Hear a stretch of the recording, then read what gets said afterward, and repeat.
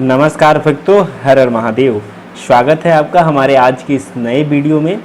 यदि आपके भी जीवन में परेशानियां खत्म नहीं हो रही हैं, आपके भी घर में जो बीमारी है वो पीछा नहीं छोड़ रही है, आप तमाम प्रयास कर रहे हैं, उपाय कर रहे हैं, फिर भी यदि आपको लाभ नहीं मिल रहा है तो आज का यह वीडियो आपके लिए ही है। आज की इस वीडियो में जिस उपाय को बताया गया है, यदि आप उस उपाय को करेंगे तो फिर आपके जीवन में जो भी परेशानी हो, जो भी तकलीफ हो, वो सारी चीज़ें दूर हो जाएंगी और जो आपका जीवन है उसमें आपको एक खुशहाली देखने को मिलेगी, सुख शांति देखने को मिलेगी। आज की इस वीडियो में आपके तमाम तकलीफ़ों को दूर करने के लिए, आपके घर से रोग बीमारी को भगाने के लिए पंडित प्रदीप जी मिश्रा द्वारा बताए गए चावल के दाने के उपाय को बताया गया है। अच्छे से समझाया गया है एक एक चीज़ को, ताकि आप इस उपाय को करें और अपने जीवन से जो तकलीफ़ है उसको दूर करें। इस उपाय से जुड़ी तमाम चीज़ें, तमाम बातें आगे इस वीडियो में बताई गई हैं, इसीलिए आप इस वीडियो को पूरा देखें, तभी आप उपाय को अच्छे से समझ पाएंगे। तो चलिए हम बिना समय गवाए हुए आज के इस उपाय को शुरू करते हैं और बारी बारी से तमाम चीज़ों को जानते हैं।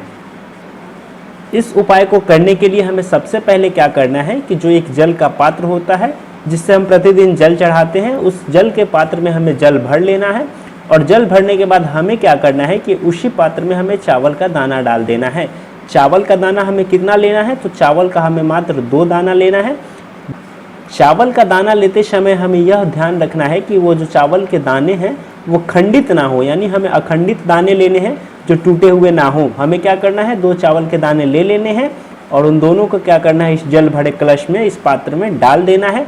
और डालने के बाद हमें उस पात्र का क्या करना है, डालने के बाद जो हमारा कलश तैयार हो रहा है उस कलश को ले जाकर हमें सबसे पहले उस कलश में से थोड़ा सा जल, ध्यान दीजिएगा, हमें पूरा जल नहीं चढ़ाना है, हमें बस उस कलश में से थोड़ा सा जल सबसे पहले बेलपत्र की जो वृक्ष होती है उसकी जड़ में हमें डाल देनी है।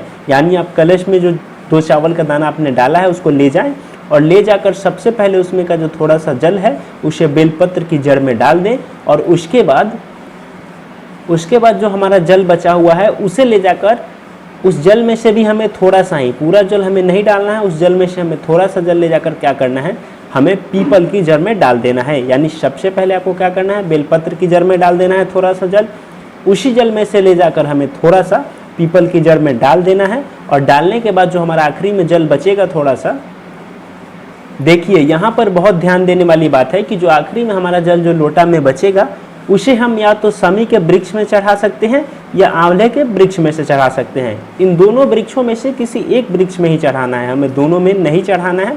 इसी बात का आपको ध्यान रखना है कि यदि आपके पास शमी का पौधा है तो आप उसी में चढ़ाएं, यदि शमी का पौधा नहीं मिल रहा है तब आप आंवले के पौधे में चढ़ाएं, या फिर आपका आंवले का पौधा है आपके पास तो उसमें चढ़ा दें। यदि आंवले का पौधा नहीं मिल रहा है तो आप शमी के वृक्ष में चढ़ा दें, लेकिन आपको ध्यान रखना है कि आपको दोनों में से किसी एक वृक्ष में ही चढ़ाना है। यानी सबसे पहले आपको थोड़ा सा बेलपत्र की जड़ में, उसके बाद पीपल की जड़ में और उसके बाद आंवले या शमी, ये दोनों में से किसी एक वृक्षों में ही चढ़ाना है।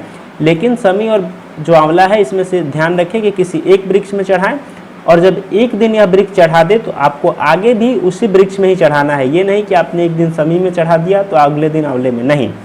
यदि आपने एक दिन शमी में चढ़ाए ही हैं तो इस उपाय के पूरे होने तक आपको प्रतिदिन जो है आपको शमी में ही चढ़ाना है और आंवले में चढ़ाया है तो आंवले में ही चढ़ाना है। इस उपाय को हमें कितने दिन करना है ये मैं आपको बता देता हूँ। बात करें इस उपाय को करने की, तो इस उपाय को हमें लगातार 6 दिनों तक करना है। जी हाँ, इस उपाय को हमें लगातार 6 दिन तक करना है। किस दिन से शुरुआत करना है, तो आप सोमवार से शुरुआत कर लीजिए और सोमवार से लेकर शनिवार तक चढ़ाइए। यानी सोमवार से लेकर शनिवार तक कुल 6 दिनों तक लगातार आपको इस प्रकार जल चढ़ाना है। रविवार को इसलिए नहीं चढ़ाना है क्योंकि रविवार को बहुत जगह ऐसी मान्यताएं हैं कि हमें पीपल के वृक्ष के पास नहीं जाना चाहिए या जल नहीं चढ़ाना चाहिए। इसीलिए आप इस उपाय को जो करें 6 दिनों तक करें, सोमवार से लेकर शनिवार तक। एक नियम बना ले कि सबसे पहले जो आपने 2 दाने डाले हैं चावल के अक्षत के, उसको सबसे पहले आप बेलपत्र के वृक्ष में डाल दें, उसके बाद जाकर जो है पीपल का वृक्ष है उसमें डाल दें और जो लास्ट में जल बचता है थोड़ा सा उसको शमी में या आंवले में किसी एक में, जिसमें भी चढ़ाएं, 6 दिन आपको लगातार उसी वृक्ष में चढ़ाना है, बदलना नहीं है। तो इसको आप 6 दिन नियम बनाकर करें। जब आप करेंगे तो इससे क्या होगा, ऐसी मान्यता है कि इस उपाय को करने से सारी परेशानी दूर हो जाती है। जो भी तकलीफ है जो आपका पीछा छोड़ने का नाम नहीं ले रही है या फिर तमाम जो उपाय कर कर आप थक चुके हैं उससे लाभ नहीं मिलता है तो फिर इस उपाय से लाभ जरूर मिलता है, ऐसा गुरु जी ने अपनी कथाओं में बताया है।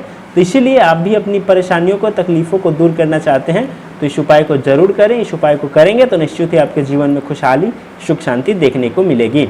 तो उम्मीद करता हूँ कि आज की इस वीडियो में बताया गया उपाय, उससे जुड़ी हर एक बात आपको अच्छे से समझ आई है। यदि फिर भी कोई सवाल, कोई प्रश्न आपके मन में रह गया है तो आप नीचे कमेंट बॉक्स में पूछ लीजिए, हम बेशक उसका उत्तर आपको देंगे। बाकी आज की इस वीडियो में इतना ही। अगले वीडियो में फिर मिलेंगे एक नए उपाय के साथ। तब तक के लिए हर हर महादेव।